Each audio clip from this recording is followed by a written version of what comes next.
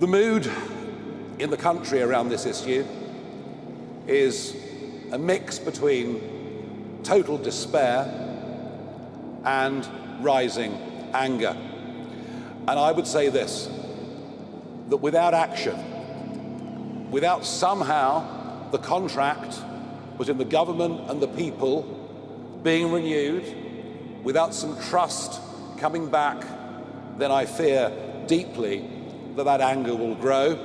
In fact, I think there is now, as a result of this, a genuine threat to public order, and that is the very last thing that we want. And I've been saying, of course, for a long time, that it's a growing threat to our national security.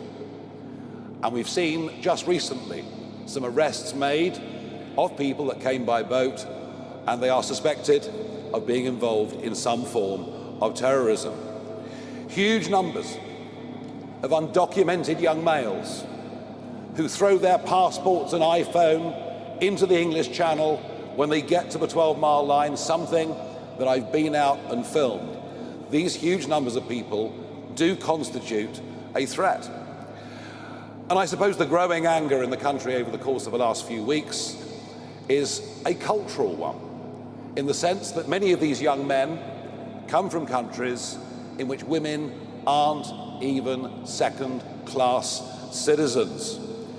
And frankly, the public have now just had enough. And what began as a protest of mothers and concerned citizens outside the Bell Hotel in Epping has now spread right across the country.